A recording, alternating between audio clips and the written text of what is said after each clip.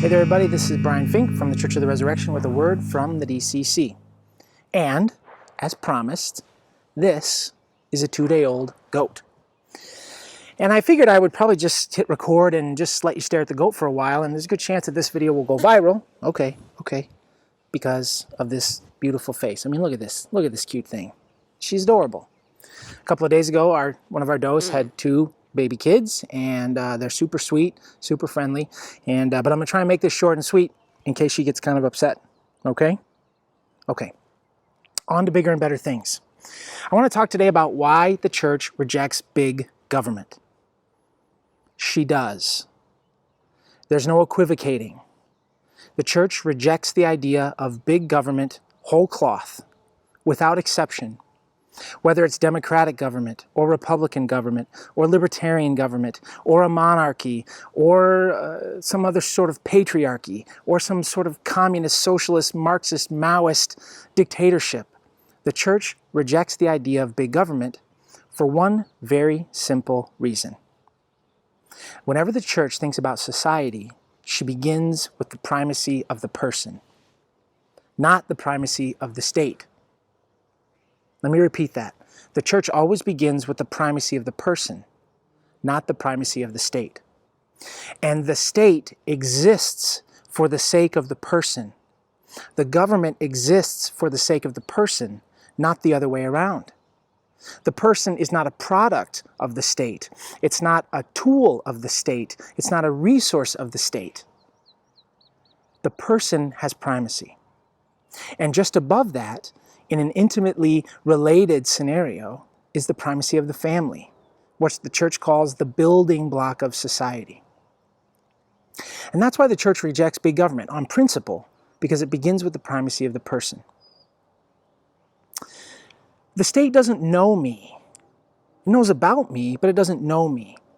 Not the way my neighbors know me, not the way my friends know me, certainly not the way my wife and children know me, and vice versa. And I'm a school teacher, and the state doesn't know my students, not in any regard in the depth and intimacy that their parents know them, and with the real, authentic closeness that I know them. It doesn't mean they don't care about them, it just means they don't know them. So what do they know about me? They know that I'm poor, and that I'm white, and I live in a rural part of the state. But does that make me like every other poor white person who lives in the rural part of this state? Or if I happen to be black and live in an urban environment and be poor, does that mean that I'm like every other black poor person in an urban environment? Or like the black poor person who lives down the street from me now? That's how the state has to operate. It reduces people to types. And when it has programs in mind, it works with those types at best. Instead, what if I love my neighbor and know my neighbor? That's somewhere where we can start. That's somewhere where we can begin to build. If my neighbor's house is burning down, I want to save my neighbor's house, not because the government's giving me some kickback or forcing me to do it, and not because I'm getting some major benefit out of it financially. No, but because it's my neighbor who I love. And who I want to see built up and not torn down. And because I want to see my community thrive. And because I know that person. I know that person. We have pigs on our farm, and we sell some of our pork to friends. And it's professionally processed and all of that sort of stuff. But if the pork were bad, or the pigs got sick, I would never sell that pork to my friends and family. Never. But you think those big, huge meatpacking companies care about the little guy? They are after profit. They want to get their product to market and sell it. And if there happens to be an outbreak of whatever, this and that fine, they'll pay whatever fines are required. But that analogy works with the idea of big government. The government can't know me well enough to help me. And they can't care about me enough to really do the things that I need. And they can't fix everything. They can't fix everything. When we become reliant on the government to fix things, then we're off the hook when they fail. And we can't really celebrate when they succeed.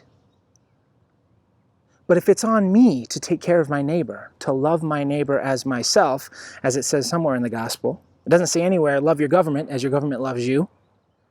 It says to love my neighbor. Who is my neighbor? Well, read the story of the Good Samaritan. Okay?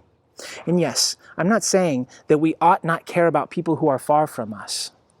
But the doctrine of charity and the principle of charity, Thomas says, is infinite in possibility, but practically it's very small. Because we can only hope at best to influence, first and foremost, the people right around us, closest to us. And that's where our charity should extend. All right, girl. So this girl's getting a little bit restless. But I wanted to just take a moment to think about the idea of subsidiarity, that if we can do it locally, here, on a local level, using competent authority, using common sense and charity, let's do it. And the other principle of solidarity, which goes hand in hand with subsidiarity, is that we're all in this thing together. Okay. So we'll leave it there for now. Love to talk more about it. Just leave a comment on my YouTube page or whatever you're supposed to do. But for now, this is Brian Fink, a word from the DCC. Thanks.